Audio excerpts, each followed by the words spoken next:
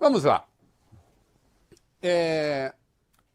Um julgamento, faz-se um julgamento no Supremo, né? Fez-se o julgamento no Supremo, tem o acórdão sintetiza não, reúne as peças do julgamento propriamente, os votos dos ministros e ministro, depois na reta final, um ministro acerta aqui, outro acerta ali, tal, para chegar ao consenso e finalmente sai o acórdão.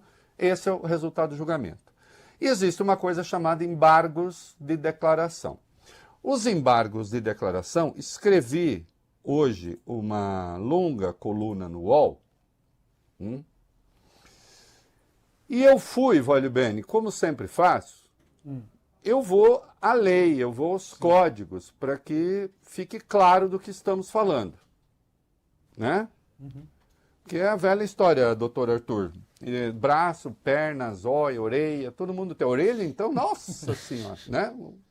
Oxi, aí, algumas vistosas, assim, mas daquelas orelhas relinchantes, né? Orelhas relinchantes é bom, né, vai bem, né? Eu gostei. Embora o jumento seja um bicho muito inteligente. Lá, no regimento interno do Supremo, no artigo 337, está escrito sobre o que é um embargo de declaração, que a defesa entra para. Então está lá escrito literalmente, cabe embargos de declaração quando houver no acórdão obscuridade, dúvida, contradição ou omissão, que devam ser sanadas. Doutores, aqui, olha, tem uma coisa obscura, não entendi que está aqui direito. Tem uma dúvida aqui, aqui vocês se contradisseram, tem coisa aqui que... Né? Ou então omitiram uma coisa importante que nós apresentamos. E, em apontando essa falha, meninos, aí está escrito no 338, se os embargos forem recebidos, a nova decisão se limitará a corrigir a inexatidão, ou a sanar a obscuridade, ou a tirar a dúvida, ou a resolver a omissão, a contradição. Tem de ser pontual, aqui, ó, pá. O embargo de declaração não serve, Voglio Bene, para refazer o julgamento. Não serve para discutir de novo aquilo que a defesa já apresentou e já foi descartado. Descartado, o Arthur, é como se diz descartado em dois corpos. Descartado. Que é para ficar claro o que a gente quer dizer. Descartado. Então, né? Então, eu tinha escrito em agosto, no dia 14 de agosto, quando as defesas do Jair Bolsonaro, do Braga Neto e dos outros 5 golpistas que restaram, porque o 8º, o Mauro Cid, já está resolvida a situação dele, o delator, eu tinha escrito o seguinte, e está lá, está com link no UOL, reproduzi a quase totalidade do texto. Os advogados de defesa, já quando apresentaram as alegações finais, Voglio Bene, eles não apostaram em absolvição dos clientes, sabiam que não ia dar, porque as provas são muito contundentes, né? Aliás, contundir, né? Contundente, aquilo que fere, aquilo que machuca, aquilo que, né, provoca um trauma. Né? Então, as provas muito contundentes, mas você pode, na argumentação, tentar ao menos diminuir a pena, dizer, olha, não é bem assim, o meu cliente tinha aqui uma razão circunstanciada para fazer isso, que diminui, usarei um termo literário, Voglio Bene, a fealdade do seu ato, a feiura do seu ato.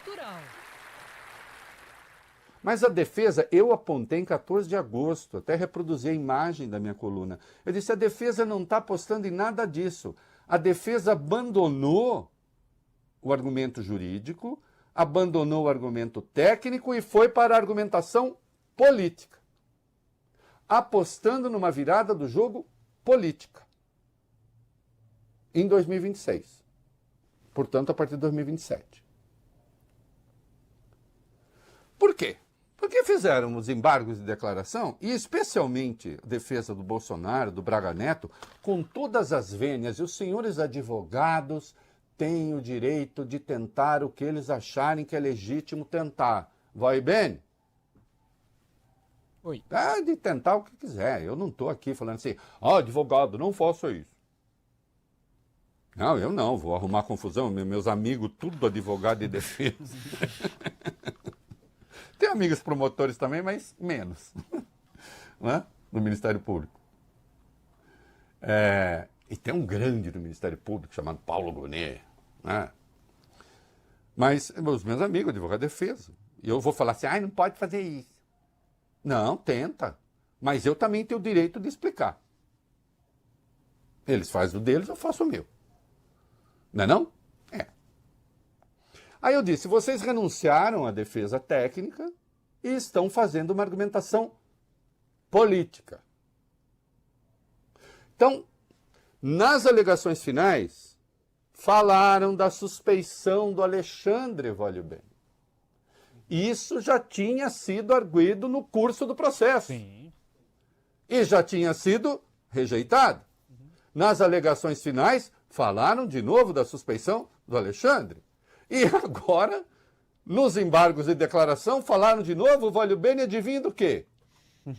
Da suspeição do Alexandre. Mas isso é para embargo de declaração? Eu não estou falando aqui que embargo de declaração serve para omissão, contradição. Não, essa questão já tinha sido resolvida no curso do processo. Nas alegações finais, disseram de novo, não cabe ao Supremo julgar essa questão. Mas isso já tinha sido resolvido. Foi parar na alegação final, foi parar de novo no embargo de declaração.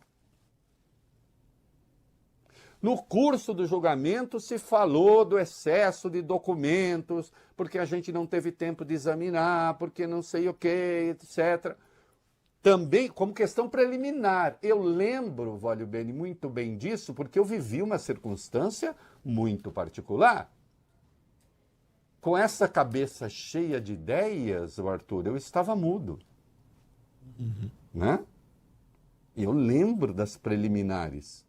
Aliás, é importante, viu, Arthur Volubeni, lembrar sempre das preliminares. Não esquece. Né? No processo judicial é fundamental. Né? Senão não chega a um bom julgamento. Um julgamento, Arthur, que é bom para todo mundo. E essencial, entende? As preliminares são essenciais. Exatamente. Conselho de sexta-feira. Tem que ser um julgamento bom. Tem que ser um julgamento bom para a lei. Não é? Eu lembro disso. E nas preliminares foi descartado. Falei, não, porque tem preliminar também que não é do gosto do juiz, né? Disse, não, porque eu não quero. Preliminar descartada. Pô, não é que volta no embargo de declaração? Então, senhores advogados, ao apresentar as alegações finais, renunciaram à defesa técnica e apostaram que em 2026 ganha um candidato da oposição, com um Congresso que vai ser conservador para reacionário, isso vai ser, com o clima de um novo presidente, quem sabe então venha um indulto do presidente ou venha a anistia. Uma e outra coisa são inconstitucionais, mas aí se aposta no ambiente político. Eu expliquei tudo isso hoje e, portanto, os embargos foram rejeitados. Alexandre, até quando vi, Alexandre, Flávio Dino e Cristiano Zanin. E Carmen pronto, também. faltava só a Carmen. Carmen também, 4-0. Então pronto, por unanimidade. Ah, mas e o Fux? O Fux não participa, ele mudou de turma e, de qualquer modo, ele tinha se transformado no absolvidor geral da República, né? Ele só condenou por atentado ao Estado de Direito o Mauro Cid e o Braga Neto. Né? O que é curioso, né, Vai Bene? Porque você vê, o Mauro Cid atentou contra o Estado de Direito, mas não foi em benefício do Bolsonaro. Veja você. Né? O mordomo escondeu o corpo para não dar problema para o dono do palácio. E aí eu disse assim, por ordem do dono do palácio, né? Aí o Fux falou, o dono do palácio não tem nada a ver com isso. Né? Vamos condenar o mordomo. O Fux com a sua... A minha imitação do senhor é péssima, mas eu também não faço questão de imitar direito, porque...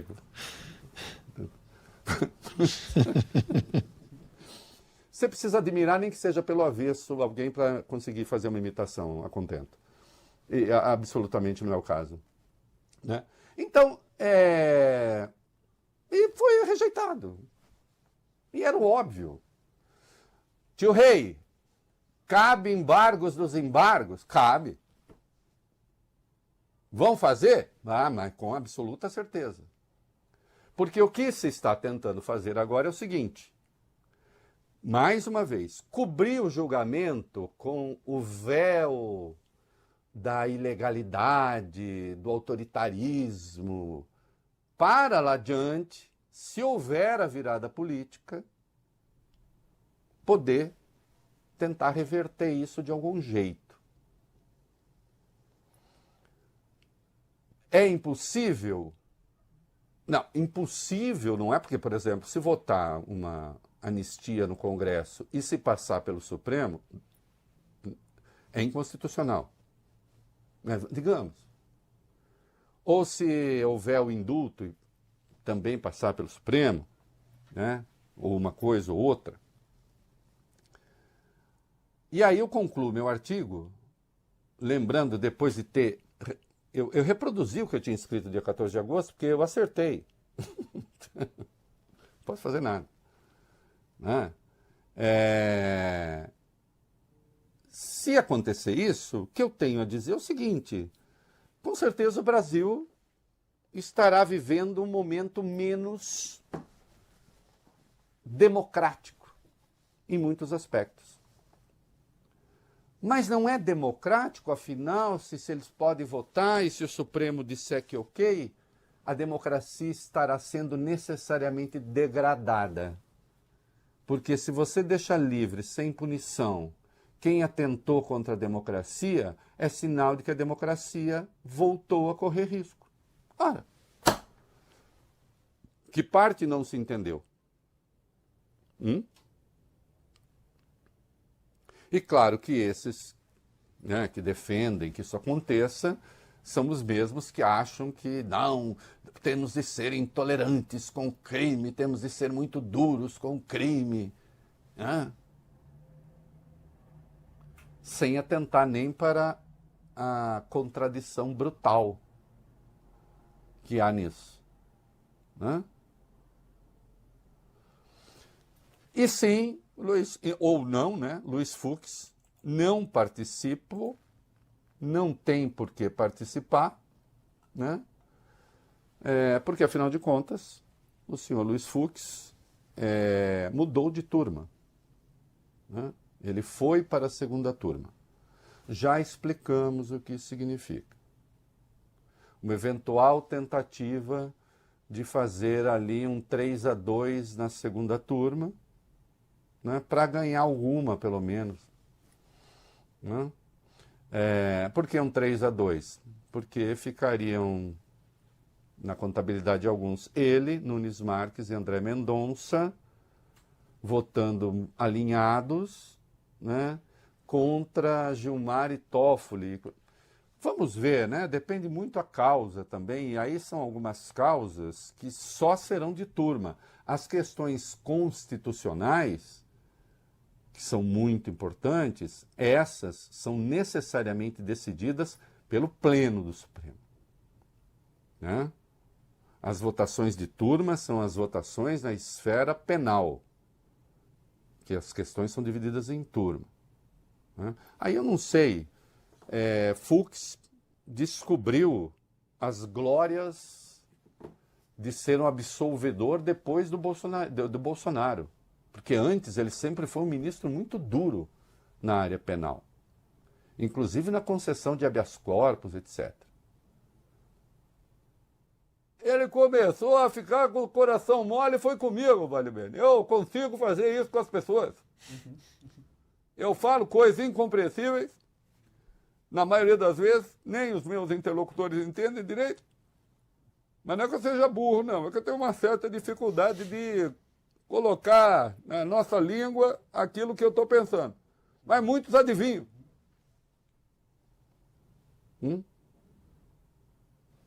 E ele conquistou as lentes, as luzes, o pensamento profundo de Luiz Fux. Né? E aí o Fux. Vamos ver como ele se comporta doravante. Né? Vamos ver quando chega, porque às vezes chega ao Supremo, lá, caso de mulher que rouba chocolate, e quando você vê, lá, cana de não sei quanto tempo, habeas corpus, que habeas corpus tem essa não, quem rouba pouco, rouba muito. Mas aí, chega um golpista e o coração amolece. Tá claro. Leia o meu artigo para ter detalhes e tudo, enfim. O fato é, todas as questões que já tinham sido rejeitadas pelos senhores ministros, fosse no mérito do julgamento, fosse ainda nas questões preliminares, voltaram nas alegações finais dos advogados, que praticamente as repetiram nos embargos. Quando os embargos nem se prestam a isso. Não é? Sempre que se tenta uma manobra assim, que é protelatória, isso tem um nome. Eles ficam bravos, né? É chicana que se fala, né? Fazer uma chicana. Mas tudo bem, né? Tudo bem. Tem essa aposta no futuro, na virada. É uma aposta algo arriscada, mas... Tá claro?